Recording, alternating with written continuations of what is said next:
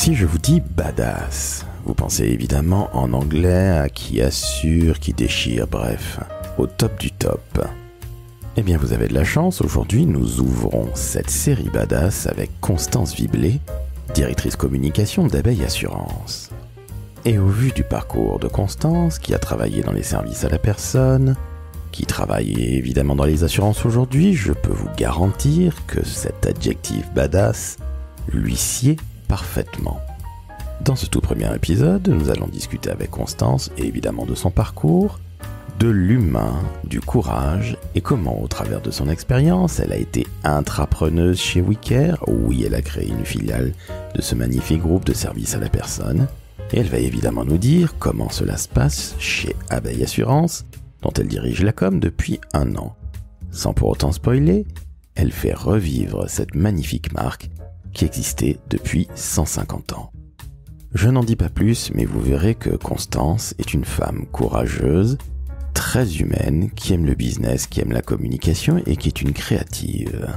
Je suis donc certain qu'elle va en inspirer plus d'un parmi vous, les auditrices et auditeurs du décodeur de la communication. Car oui, j'ai oublié de vous le dire, la série Badass met uniquement à l'honneur des femmes directrices de la communication. Je suis Laurent François, fondateur et dirigeant de l'agence Maverick, et je vous avoue que j'ai pris énormément de plaisir à faire connaissance avec Constance, qui, vous le verrez à la fin, parlera musique, la grande passion de ma vie.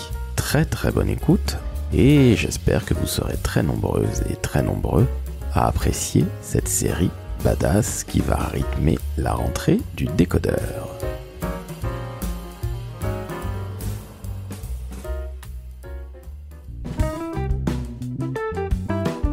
Le décodeur de la communication, un podcast de l'agence Maverick. Salut Constance. Salut Laurent. Comment ça va ? Ça va très bien, je te remercie. Merci de m'accueillir chez Abeille Assurance. Avec plaisir. À Bois-Colombes, c'est magnifique. Sincèrement, le siège, c'est la classe. Ah, on a un magnifique siège. On a un magnifique siège et ce que tu n'as pas vu, c'est qu'on a un jardin parce qu'on a un morceau du parc des Bruyères à l'intérieur de notre siège et que tout l'été, on peut déjeuner dehors et c'est formidable. Eh ben dis donc, félicitations. Et oui, on a de la chance. Alors, je sais que vous prenez soin énormément des collaboratrices et des collaborateurs chez Abeille Assurance. Alors, chers auditrices et auditeurs, vous avez compris, Constance, c'est la directrice de la communication d'Abeille Assurance. Nous sommes donc dans les assurances. Quel talent. Est-ce que tu peux te présenter en quelques mots parce que tu as énormément de casquettes. DIRCOM d'Abeille Assurance, coprésidente de l'Association nationale des communicants, tout à fait, qui est la première association française des communicants. On rassemble environ 1500 communicants de tous horizons, d'entreprises, d'organismes publics, d'agences, freelance, étudiants, indépendants, vraiment tout le monde. Et c'est un grand plaisir. Exactement. Je suis coprésidente avec Asaël Adari. Exactement, que l'on va saluer. Et tu as une 3e casquette. Et j'enseigne aussi. J'ai le plaisir d'enseigner auprès d'étudiants d'Audencia Sciences Com. Et depuis maintenant 2018. Et donc, je les accompagne chaque année, les étudiants en master et aussi ceux en formation continue. Et ça aussi, c'est un grand plaisir parce que c'est des futurs, des collègues en devenir. Et donc, ça, j'aime beaucoup. Donc, je me suis posé la question avant de te voir, puisque il est 8h du matin, sachez-le. On enregistre tôt. Constance, comme moi, est une matinale. Je me suis demandé, mais comment fais-tu, Constance, pour avoir toutes ces casquettes ? Et puis, évidemment, on va rentrer après dans le vif du sujet d'Abeille Assurance, la direction de la communication. Mais comment tu fais pour gérer toutes ces choses-là en parallèle ? Parce que ton équipe, c'est 45 personnes. Oui, c'est une grosse équipe. Une grosse et très bonne équipe d'ailleurs, entre parenthèses, ce qui ne gâche rien. Comment je fais ? Mais en fait, je me pose pas la question. Je prends tellement de plaisir sur chacun de mes engagements que c'est tout à fait naturel. Donc c'est quelque part quelque chose d'absolument naturel. Ça fait un tout petit peu plus d'1 an que tu es arrivé chez Abeille Assurance. Tu as un parcours évidemment dans la communication. On va le brosser très très très rapidement, mais ce que je trouve absolument incroyable, c'est que tu as toujours été quelque part au service des autres, dans les entreprises, les structures dans lesquelles tu as travaillé. Est-ce que tu peux, s'il te plaît, nous brosser rapidement ton parcours ? Parce qu'il y a un assureur mutualiste, de l'aide à la personne. Il y a aujourd'hui Abeille Assurance depuis un petit peu plus d'1 an, comme je le disais. Raconte-nous ton parcours parce que je trouve absolument incroyable que tu sois finalement, je vais employer un mot anglais alors que j'ai horreur de ça, très people driven. Donc, intéressé par les gens. C'est assez rare et je tiens à le souligner et à le saluer, mais je te laisse parler de ton parcours. Oui, merci. Je suis people driven, comme tu dis en effet. En fait, j'ai commencé dans la presse pour tout dire. C'est là où vraiment j'ai fait mes premières armes dans un hebdomadaire d'actualité. Et je suis allée assez rapidement chez un assureur mutualiste.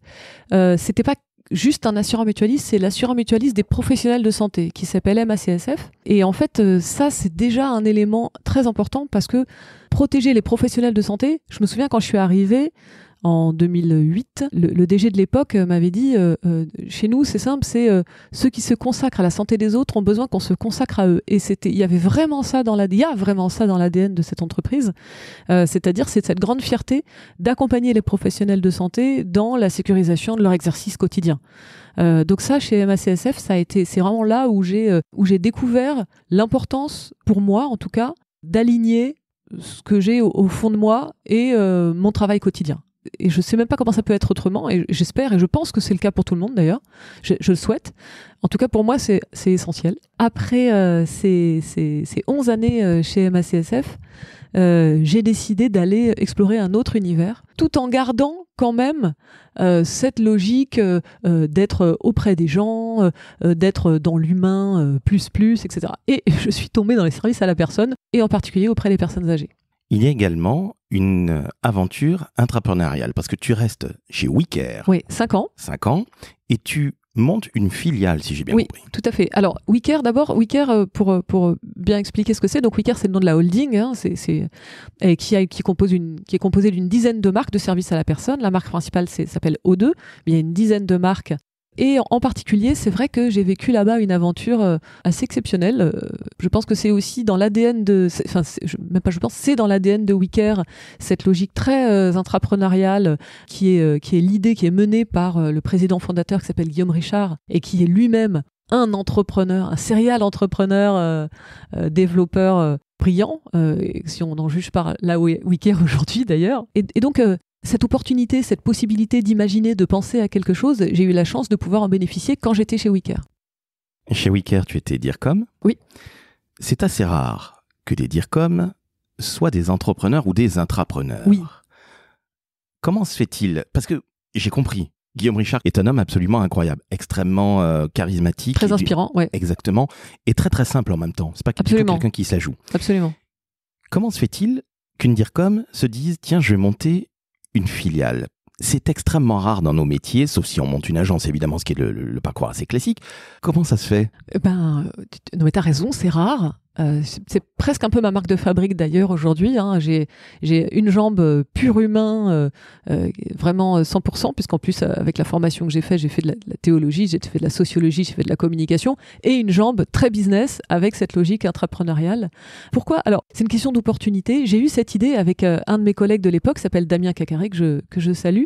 On a eu cette idée ensemble de créer Autonomia, qui est en fait une personnelle assistante pour les personnes âgées. Donc l'idée, c'est de repousser le plus longtemps possible l'entrée en EHPAD d'une personne âgée et d'avoir des conseillers grand âge qui sont en proximité, qui sont proches des personnes âgées et qui s'occupent de toute la vie d'une personne âgée. C'est-à-dire pas uniquement de la venue d'une aide à domicile, mais aussi l'organisation des repas, aussi le lien social, aussi par exemple une visite dans un musée, mais aussi bien changer une ampoule, enfin voilà, mettre en place tout l'écosystème pour permettre de vivre.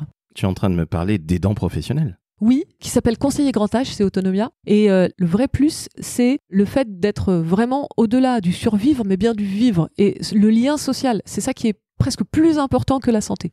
On est bien d'accord, parce que tu prives quelqu'un de lien social et de communication, notre métier, et c'est pas à toi qui adore l'humain que je vais prouver le contraire, mais si tu coupes l'humain aux gens, il ne se passe plus rien. C'est fini. C'est fini, exactement. Surtout quand tu es, allez, j'ai employé un sale mot, en fin de vie, que tu es assez âgé. Un peu isolé, etc. Exactement. Voilà. Donc ça, c'est absolument incroyable. Avec des enfants qui sont parfois à Strasbourg, à Singapour, voilà. Exactement, qui sont extrêmement loin, et il faut bien s'occuper de papy ou de mamie. Voilà. Et donc, si quand les enfants reviennent, ils peuvent ne s'occuper que des beaux moments avec leurs parents ou grands-parents, voilà, ça c'est la promesse d'Autonomia. Et donc, non mais pour revenir à ta question de comment un DIRCOM ou une DIRCOM peut faire ce genre de choses, je crois que c'est vraiment ici et maintenant que ça s'est passé. C'est-à-dire que c'était une conjonction d'un vrai besoin de la société, d'une envie, d'une rencontre avec Damien et d'une vraie confiance de Guillaume Richard. Et il y avait vraiment tout ça et de cette espèce de pépinière qu'est WeCare, pépinière d'idées, d'envie, de création, etc. Et c'est l'alignement de ces choses-là, plus moi au milieu certainement, parce que j'ai eu cette envie, ce souhait, mais j'ai reçu un accueil favorable de Guillaume et c'est ça qui a été évidemment déterminant. Alors, qu'est-ce que tu as fait? Je te rassure, on va parler évidemment d'Abeille Assurance, n'aie aucune crainte, mais qu'est-ce que tu as fait exactement? Parce que être DIRCOM et intrapreneuse... Oui, alors j'ai eu la chance d'être aidée pendant l'année et demie où il a fallu monter l'entreprise en binôme avec mon collègue Damien. Pendant cette année et demie-là, j'ai une collègue qui est venue me renforcer sur la partie direction de la communication d'O2 et qui est venue me seconder de manière à pouvoir me laisser un peu de bande passante quand même. Je reste normale, je te rassure. Bon, me voici rassuré parce que je me disais là, j'avais Wonder Woman face à moi. Ok, je comprends parfaitement. Loin de là. Qu'est-ce que tu en gardes de cette expérience qui, je ne sais pas si elle t'arrivera une autre fois dans ta vie, parce que comme tu l'as dit très, très, très justement, il y a eu une opportunité qui était là. Ça fait partie de nos vies et heureusement que nos vies ne sont pas linéaires et pénibles. Mais qu'est-ce que tu en gardes de ce passage chez WeCare? Moi, je garde une orientation business. Et je pense qu'on peut largement la tenir ensemble avec l'humain. Et c'est ça qui est très très important. Une orientation business, puisque de toute façon, la question de la rentabilité de la structure qu'on développe, la question de la profitabilité, elle est au cœur. Si vous n'êtes pas rentable et profitable, vous pouvez pas accompagner personne. Donc voilà, il y a cette... c'est ça que j'en ai retenu vraiment, puisque on est parti de zéro et il a fallu tout créer, tout inventer, comme n'importe quel entrepreneur d'ailleurs qui se lance. Ça n'a rien d'incroyable, mais c'est une aventure qui m'a beaucoup plu. Ouais. Je le comprends parfaitement. Juin 2023, tu arrives... Je change de crèmerie. Exactement, tu arrives aujourd'hui. J'arrive chez Abeille Assurance. On ne peut rien te cacher. Félicitations, je vois que tu connais plus ta carrière. Une question qui est toute bête. Quelle est la première décision que tu prends en tant que DIRCOM? Je rappelle à nos auditrices et auditeurs que Abeille Assurance, ton service communication, puisque tu es DIRCOM, là on va le repréciser, c'est 45 personnes. C'est-à-dire, moi je me mets du côté agence, une agence de 45 personnes, c'est quand même assez balèze. Il y a du monde. Quelle est la première décision que tu prends lorsque tu arrives? Parce que, encore une fois, c'est pas tout à fait neuf, parce que ça fait un peu plus d'un an que tu es là, mais c'est pas si loin. Ouais. Quelle est la première décision que tu prends? Je vais te répondre plutôt de la première action. Ma première action, c'est d'écouter. C'est-à-dire que je remplis mon agenda d'un entretien avec les 45 personnes du service. Même il y avait, à l'époque, je me souviens, il y avait 1 ou 2 stagiaires. Enfin, tout le monde, voilà. Je prends du temps avec chacun et je prends du temps sur le terrain.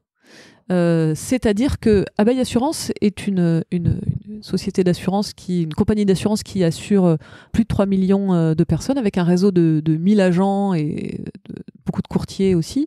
Nos agents d'assurance qui sont partout sur le territoire, c'est eux qui vendent Abeille Assurance. On a un réseau sous enseigne, donc on a ce qu'on appelle un réseau intermédiaire aussi. Et donc ceux qui sont proches du client, qui sont au contact du client, c'est nos agents. Moi, je suis arrivée en tant que DIRCOM. Il fallait d'abord que j'explore la maison et que je comprenne comment elle fonctionne. Mais aussi, et on y reviendra peut-être, mais Abeille Assurance, c'est une marque jeune, puisque Abeille Assurance, c'était il y a encore 2 ans et demi, ça s'appelait Aviva. C'était une société d'assurance internationale, anglaise, globale. Et Aviva a vendu le marché France au groupe AEMA, dans lequel il y a Massif, Abeille Assurance, Aesio Mutuel et Ophi Invest. Et donc, Abeille Assurance est une des composantes du groupe AEMA, qui est un groupe mutualiste. Donc, retour aux sources. Et donc, Abeille Assurance est une vieille nouvelle marque, puisque en réalité, on a fait renaître la première marque qui s'appelait l'Abeille Bourguignonne en 1856, qui est née à Dijon, qui assurait à l'époque les agriculteurs et ça a été en fait une renaissance. Donc d'ailleurs, c'est marrant de savoir que les plus anciens se souvenaient, les plus anciens avaient été embauchés à l'époque, Abeille, etc. Donc ça, c'est toujours très sympa de voir ça.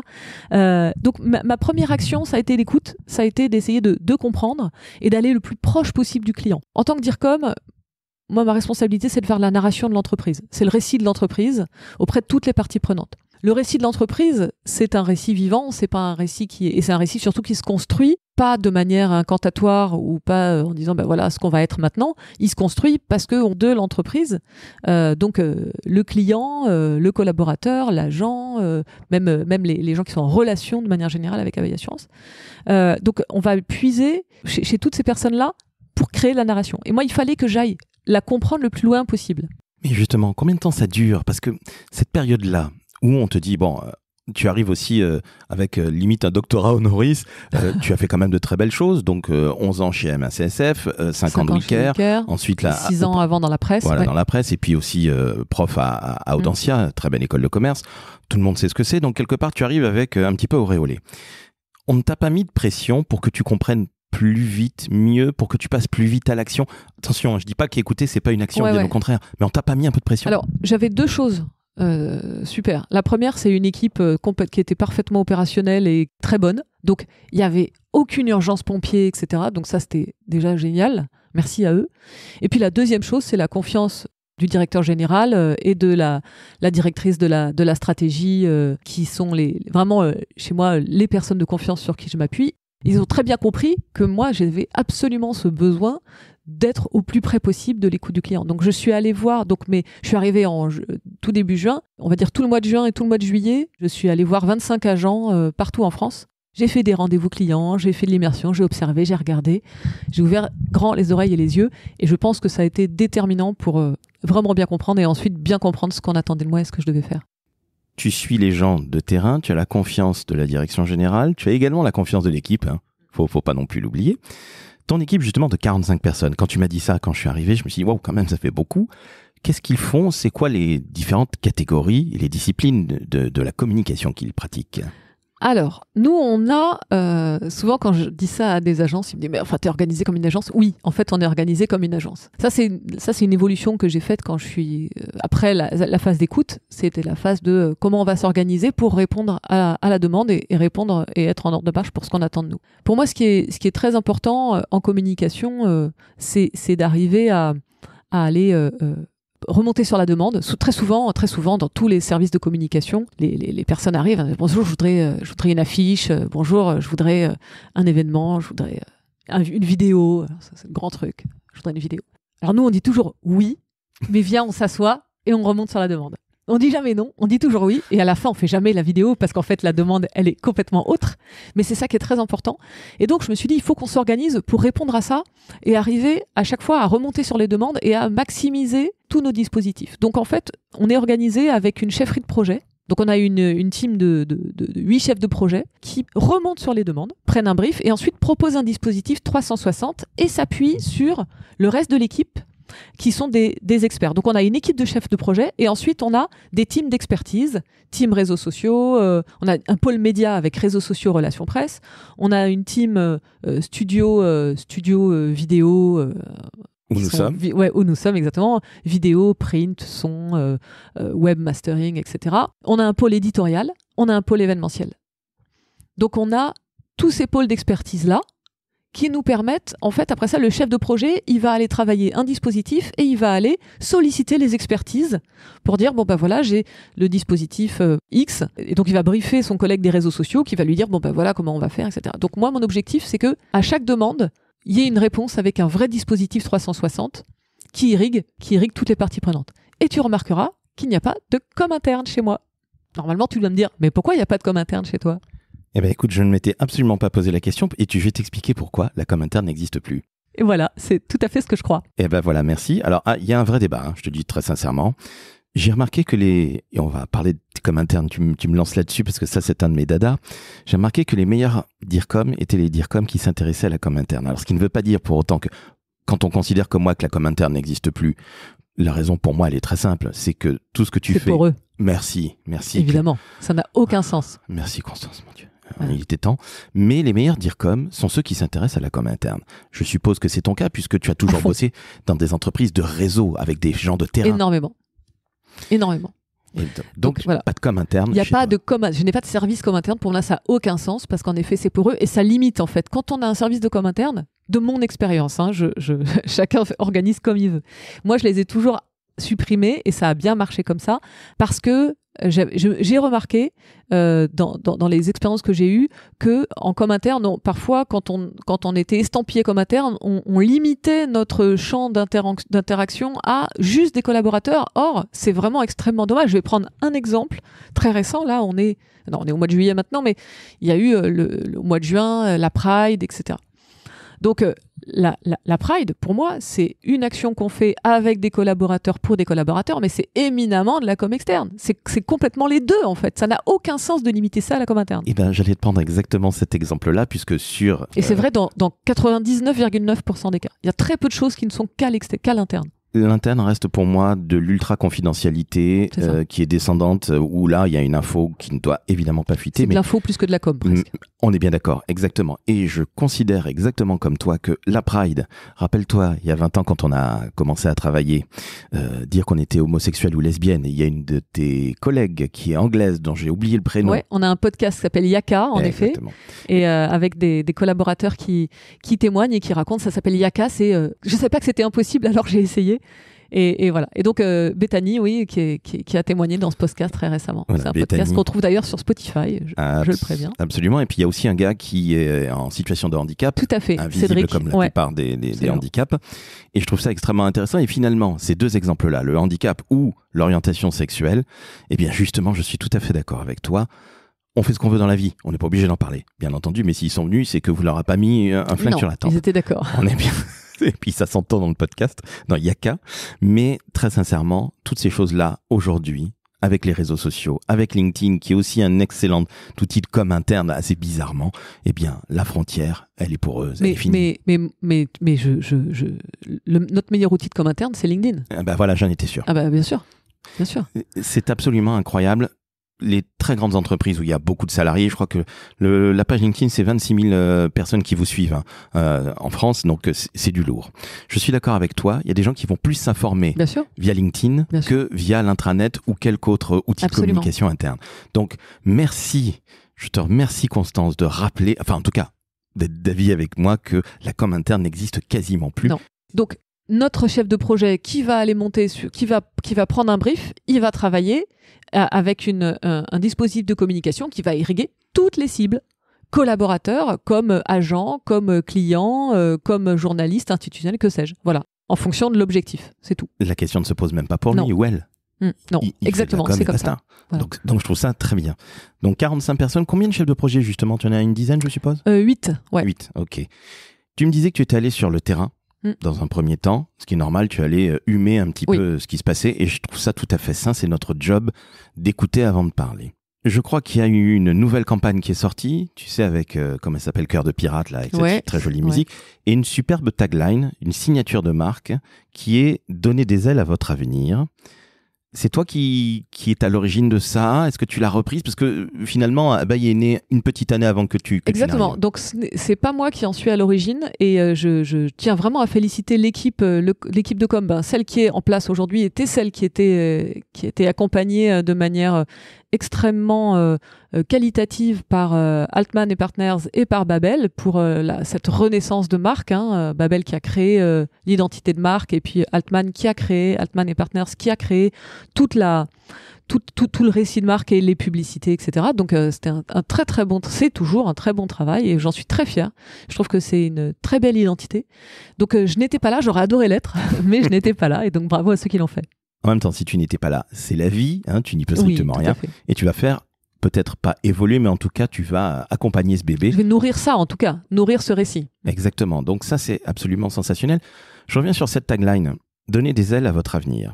Pour moi, j'ai pensé en premier lieu à l'interne. Évidemment, j'ai pensé aux chefs d'entreprise que j'ai représentés lorsque j'étais CPME, parce que Dieu sait que nous, les dirigeants de TPE, on s'en prend un peu plein la tête, et on a besoin d'un très bon assureur à tous les niveaux que ce soit. On est là. Je sais Viens que vous chez êtes nous. là. Évidemment, les particuliers, la question ne se pose même pas. Mais quand on a une signature qui finalement ne ressemble pas du tout à ce que font les autres, et puis vous avez un logo, entre guillemets, qui on est différent, clairement. Vous êtes clairement différent, vous êtes jaune. Abeille Assurance, quand vous rentrez dans le siège qui est absolument magnifique, sachez-le, à Bois-Colombes, donc tout près de Paris, vous voyez une très très grosse abeille qui est avec un design un peu entre guillemets enfantin, mais qui est très clean, très beau, d'abeille versus les autres. Surtout que tu es en plus dans un très grand groupe où il y a aussi Aesio Mutuel qui communique de manière incroyable et massif. Alors on lui présente même pas, mais Aesio a une com super drôle. Et je trouve ça sensationnel. Vous, c'est pas du tout le même principe, mais c'est quoi qui fait la diff, tiens? Je dirais de la chance et du courage. Les boîtes les sociétés d'assurance, les compagnies d'assurance, les marques d'assurance sont plutôt très anciennes en France. Il y en a quelques-unes qui naissent récemment, mais c'est pas très simple de devenir assureur parce que il y a des règles. Enfin, le ticket d'entrée pour être assureur est très très très élevé. C'est normal et heureusement pour sécuriser d'ailleurs tous les clients, etc. Donc il y a des obligations de solvabilité, etc. Il y a de la réglementation. C'est très très très très technique. Ce qui est tout à fait important pour chacun d'entre nous. Donc, le paysage est déjà fait depuis très longtemps. Donc, nous, quand on est arrivé et qu'il a fallu qu'on se réinvente, finalement, on est arrivé dans un paysage qui était quand même assez figé, où on a eu la chance de pouvoir se dire où est-ce qu'il y a une place, où est-ce qu'il y a un trou, où est-ce qu'il y a un trou visuellement, où est-ce qu'il y a un trou narrativement, et où est-ce que on peut nous attendre. Puisque les autres étaient déjà installés, leur récit était déjà installé, le jeu était déjà posé. Donc nous, on est arrivé en dernier, on est venu poser un pion qui était déjà un bon gros bébé, puisque évidemment on partait pas de zéro, mais on est venu poser ce pion sur un échiquier déjà bien figé. Donc on a pu prendre le temps de choisir où est-ce que c'était cohérent de se mettre, mais où est-ce que surtout c'était cohérent par rapport à notre histoire, parce qu'on ne peut pas décider de se positionner à tel endroit, ex nihilo, sans prendre en compte justement la réalité de la culture de l'entreprise, de sa trajectoire, de son histoire, de sa stratégie, etc. Sachant que vous êtes entre guillemets une start-up, c'est le côté jeune juste pour ça, mais qui a 150 ans d'existence. Et puis vous étiez ancré dans un territoire très local qui est la Bourgogne, que je salue, où on vit très bien, et vous assuriez initialement des agriculteurs. Ça, c'était il y a très longtemps. Exactement. Mais depuis Aviva, là, le portefeuille, c'est en gros 50-50 particuliers et professionnels, comme toi, typique. Donc, on a 3 200 000 clients, donc c'est quand même un beau portefeuille. Donc, on est arrivé, on a réussi à trouver l'espace où on pouvait s'exprimer, on pouvait être entendu et on pouvait être un peu différent. Donc ça, c'était un peu la chance, en fait, de cette opportunité, on va dire plutôt. Et puis le courage, c'est aussi la chance de l'audacieux, parce qu'en fait, il faut aussi oser se dire, est-ce que je vais dans l'océan bleu, est-ce que je vais raconter le même truc que tout le monde, parce que c'est ça que tous les assureurs racontent, ou est-ce qu'on va être un peu différent? Et on a choisi, évidemment, d'être un peu différent. Et quand tu regardes une pub Abeille Assurance, ces deux spots qui sont qui vont vraiment chercher tout l'univers et la symbolique de la nature, de la durabilité, de la famille, du lien. Donc ça, chez nous, c'est des choses qui sont très très fortes, qui sont un poil oniriques. Et là aussi, avoir le nom, c'est un achat confiance. Pour un professionnel, il a besoin de sécuriser son entreprise et il a besoin d'être absolument certain qui peut se consacrer à 100% à son business et ne pas du tout se préoccuper de tout le reste. C'est quand même un achat vraiment réfléchi.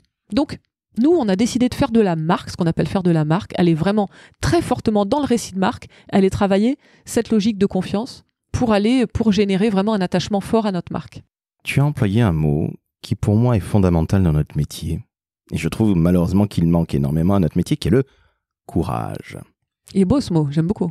C'est peut-être aujourd'hui un des mots les plus importants qui soit. C'est malheureusement pas un adjectif qualificatif qui convient énormément à beaucoup de DIRCOM et à la communication. Moi, on me l'a dit, un de mes DG me l'a dit, et j'ai trouvé ça, j'ai été très contente. Il m'a dit, t'as raison, t'es courageuse. Et j'ai trouvé ça bien. Et je pense que c'est peut-être le plus beau des compliments qu'on puisse faire à qui que ce soit, et dans nos métiers, n'en parlons pas. Ce courage, j'allais te dire, comment se fait-il que vous soyez courageux alors que personne ne l'est, pardon d'être aussi brutal, mais je caricature un petit peu, mais ce courage, c'est qui? C'est ta direction générale qui a dit non, on sort vraiment du lot, parce que je rappelle que le métier d'une agence de com, que ce soit Altman ou que ce soit Babel, de quelque manière que ce soit, ou que ce soit Maverick, mon agence, on est là pour faire en sorte que notre client ne ressemble pas à son copain d'en face ou d'à côté. Et Dieu sait si les boîtes d'assurance, je leur tire pas dessus parce que je les adore, mais elles ont toutes la même communication plan-plan. Oui. Comment se fait-il que vous ayez eu ce courage que je ne peux que louer une fois de plus? C'est vraiment un collectif. Bien sûr, le directeur général, c'est quand même lui.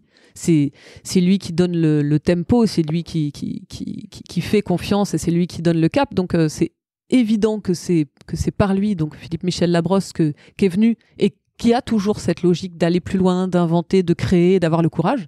Ça, c'est très fort chez nous. C'est aussi la chance du challenger, entre guillemets. On est une grosse boîte d'assurance, mais on est aussi un petit gros.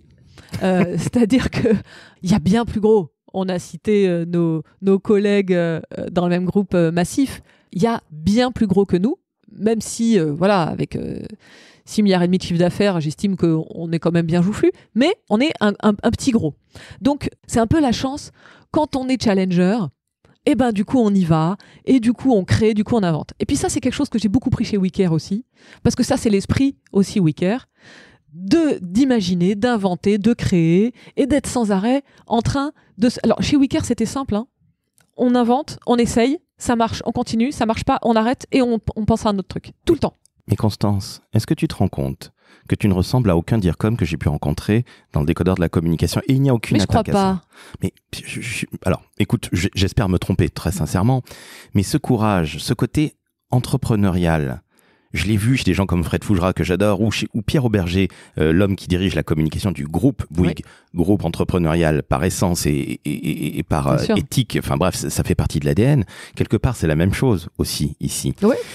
Mais je suis très heureux que tu puisses montrer à nos auditrices et auditeurs, et particulièrement les plus jeunes, ou d'ailleurs les moins jeunes, et on va parler ensuite des jeunes que tu connais bien, et des moins jeunes aussi, mais je suis très heureux de montrer que on peut te dire comme dans une grosse boîte. Tu disais, vous êtes un petit gros 6,5 milliards de CA, oui ça va, j'aimerais bien être un challenger comme ridicule. ça. Oui. J'aime bien le terme, oui c'est pas ridicule. 4500 collaborateurs, on est aussi une bonne équipe. Oui, là je crois qu'on est bien Tintin. Et trêve de plaisanterie, je suis très heureux que tu montres qu'on peut être une vraie DIRCOM, être attaché à l'humain, et puis avoir le courage de faire des choses qui sortent du lot, ce qui est quand même le fondamental de notre métier, mais que personne n'ose faire aujourd'hui. Mais quelle tristesse si on le fait. Enfin, moi, je suis obligé de le faire, sinon je m'ennuie. Je suis d'accord avec toi. C'est mon job, en tant que dirigeant d'agence de TPE, de faire en sorte que tu ne ressembles pas à celui d'en face ou d'à côté. Ok. Donc, de ce fait, normalement, tu dois te dire, mais non, je ne veux pas ressembler à X, Y ou Z. Mais combien de fois il y a des DIRCOM qui se disent, bon, écoute, je suis bien payé, j'ai essayé de pousser une stratégie qui était un peu disruptive pour employer un mot débile de notre métier, et puis, ma direction générale m'a dit, bon non, on va se calmer, Jean-Étienne, tu vas rester comme on faisait avant, et puis ils ferment leur gueule, parce qu'à 100 000 € par an, on ferme sa gueule. C'est un copain de Publicis qui m'a sorti ça, et j'aime bien la ressortir, mais c'est très rare, les gens comme toi. Je pense pas que ça soit si rare. Et moi, quand je croise mes collègues communicants à l'Association nationale des communicants ou chez Entreprises et Médias aussi, j'ai l'impression qu'on travaille tous de la même manière et qu'on est tous très alignés. Donc non, je pense qu'on est très proches, tous les DIRCOM. Bon, alors félicitations, je suis très heureux de me tromper. Constance, il y a une question récurrente dans le décodeur de la communication qui est la suivante. Quel conseil tu donnes à un jeune ou à un moins jeune qui veut se lancer dans les métiers de la com? Et ça tombe très très bien. Tu l'as dit, depuis 2018, tu es prof à Audencia, tu as un cours aussi bien pour des 5e années de l'école de commerce, mais aussi pour des gens qui sont... De l'école de com. De l'école de Audencia Sciences Com. Ouais. Pardon, Audencia Sciences Com, pardon. Et justement aussi pour des personnes qui apprennent les métiers de la communication, passé 30, 40 ans.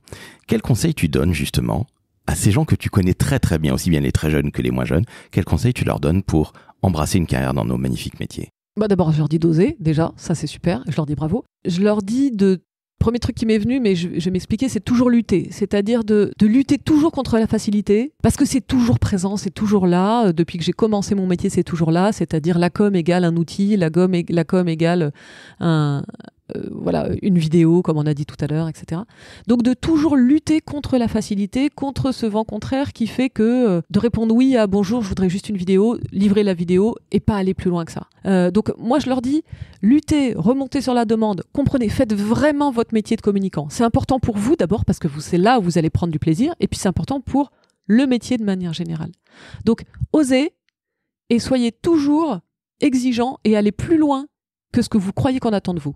Tu disais que tu ne disais pas non, en tout cas. Je dis oui et. Oui, viens, on va parler. Exactement, donc ça veut dire que tu affines le brief comme on fait. Exactement. Parce que tu as des clients internes, tu as des milliers... Mais oui, je fais exactement comme vous. Oui, exactement. Mais si on dit non, tout de suite, il y a oh là là, il veut pas, machin, etc. Oui, on va faire ta vidéo. Mais au bout du bout, il n'y en a jamais des vidéos.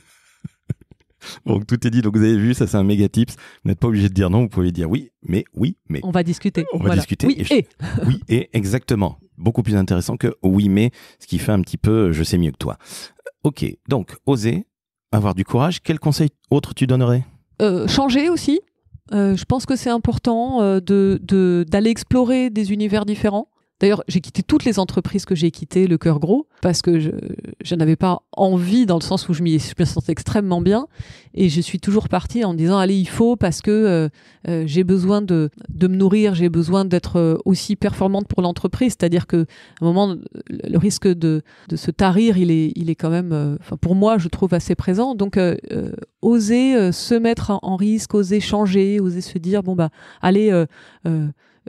c'est là où donc le DGM ACSF, quand je suis partie, il m'a dit écoute, je comprends, t'es courageuse, t'as raison, c'est ça qu'il faut faire. Mais tout me poussait à rester, et dans chacun de mes jobs, tout me poussait à rester. Et pourtant, je me suis dit allez, vas-y, va chercher plus et va apprendre d'autres choses et va rencontrer d'autres gens. Je comprends parfaitement, je trouve ça très courageux encore une fois, parce que tu aurais très bien pu rester dans toutes les entreprises où tu es passé et y faire toute ta carrière. Je pense pas que ça aurait été très bon pour l'entreprise ni pour moi, donc c'est pour ça que... Bon, tu as le mérite de le dire et merci d'être aussi sincère, là encore une fois. Et j'ai une question qui me vient comme ça à l'esprit. Tu disais que tu avais fait des études de théologie. Tu disais que tu allais sur le terrain lorsque tu es arrivé il y a 1 an, une grosse année, à Abeille. Qu'est-ce que tu kiffes le plus dans ton métier? Est-ce que c'est la stratégie? Est-ce que c'est la création? Les gens. Rencontrer des gens. Moi, c'est un plaisir immense. Rencontrer des gens, discuter, comprendre comment ils vivent, ce qu'ils pensent, ce qu'ils ont dans la tête, ce qu'ils ont dans les ventres, etc. Moi, ça me passionne. Mercedes Serra, qui est passée dans le podcast, disait que notre métier, c'était d'écouter les gens, tout le temps. Oui. Bon, on est d'accord. C'est vrai. C'est un beau métier quand même. Hein. Bah, c'est un métier qui est sensationnel et je le dis toujours, je ne me souviendrai jamais de toutes les entreprises avec lesquelles j'ai travaillé, des marques, mais par contre je me souviendrai de tous les prénoms des enfants de mes clients et évidemment du prénom de mes clients, parce que je trouve que le plus important dans notre métier, ce sont les gens. Et on ne fait pas des campagnes de communication pour se faire plaisir, on fait des campagnes de communication pour plaire à nos parties prenantes. Hein, et en premier lieu nos clients ou nos prospects ou les candidats. Donc merci de le rappeler. Juste au passage, tu es la 3e personne à peine à me dire ça. Les gens. Eh bien, j'espère que je ne serai pas la dernière. Moi aussi, j'en suis intimement convaincu. En tout cas, je croise les doigts. Je reviens à Abeille. Quelle est ta feuille de route, entre guillemets, sans rentrer dans la confidentialité, hein, je te le dis tout de suite. Mais quelle est ta feuille de route et qu'est-ce que tu veux en faire de cette marque qui finalement est très jeune, qui a quand même 150 ans d'existence, ex-Aviva, etc., etc. Qu'est-ce que tu veux en faire, toi? Moi, je veux continuer l'histoire. Je veux continuer l'histoire qui a été très bien installée et qui est très riche. Et je veux en faire surtout et on va revenir sur l'humain, une vraie marque d'émotion et de relation. Pour moi, c'est vraiment quelque chose d'important. D'être dans la proximité. C'est très incarné chez nous par nos agents et ça se ressent très fort dans la marque aussi.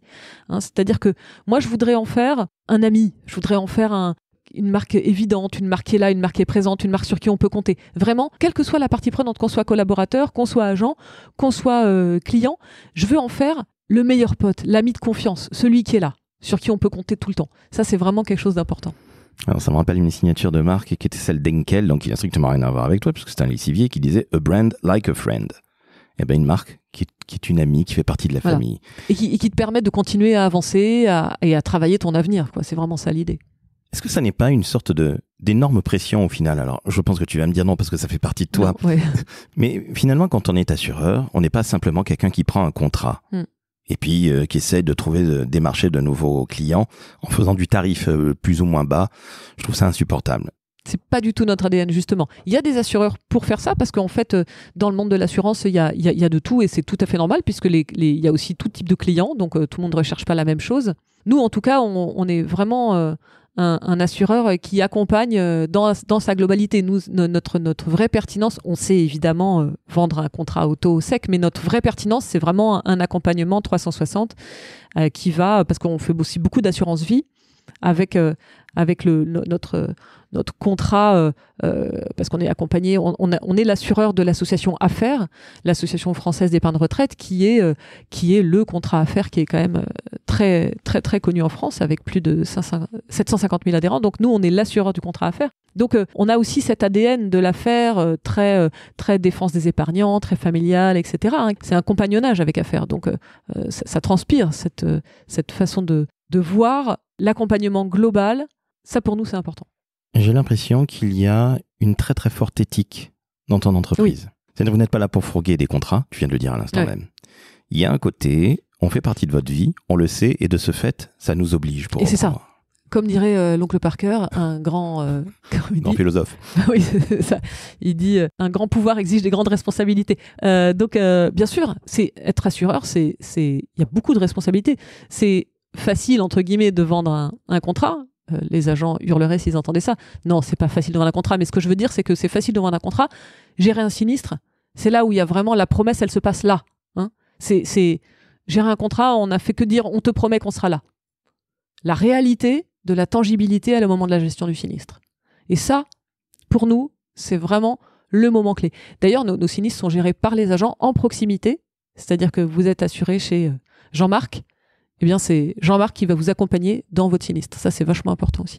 S'il survient, évidemment, ce qu'on ne vous souhaite pas. Évidemment, on croise les doigts et je suis d'accord avec toi. Les promesses, les très belles promesses, on les connaît bien. Et puis le jour où ça part en sucette ou que tu as... C'est là que ça se joue. Exactement. C'est là que tu vois si tu peux avoir confiance en Jean-Marc, en Sylvie, Mohamed ou qui que ce soit. Donc ça, c'est extrêmement important. Et comprenez, chers auditrices et auditeurs, quand vous vous dites assurance, vous vous dites donc déjà c'est une obligation, c'est un peu pénible, etc. Et puis vous vous dites si vous avez envie de bosser dans les assurances que c'est un peu plan-plan. Ben non, pas du tout. C'est tout sauf ça. Non, mais c'est tout sauf ça. Est-ce que j'ai l'air plan-plan? Ah non, pas du tout. Mais là, tu es à la com, c'est le plus beau des métiers du monde. Mais là, je parlais des métiers beaucoup plus terrain, entre guillemets. Et sachez-le, ce sont de magnifiques métiers. Et j'en profite pour saluer France Assureur, évidemment, ta fédération professionnelle. Dernière question, Constance. Tout à l'heure, tu disais qu'il fallait un petit peu s'oxygéner la tête quand on fait de la création et de la communication et des campagnes. Qu'est-ce que tu fais, toi, justement, pour te sortir un petit peu de ton métier de communicante et pour avoir l'inspiration ou te trouver un petit peu inspiré par d'autres choses que tu vois? C'est quoi, justement, les autres choses que tu vois ou que tu entends ou que tu écoutes? Hors de mon métier, hors de mon quotidien? Moi, je marche beaucoup. Je fais beaucoup de rando. Je me fais ma petite semaine annuelle toute seule de randonnée où je pars avec mon chien, parfois avec un groupe aussi, ça dépend, mais sans mari, sans enfant, sans téléphone.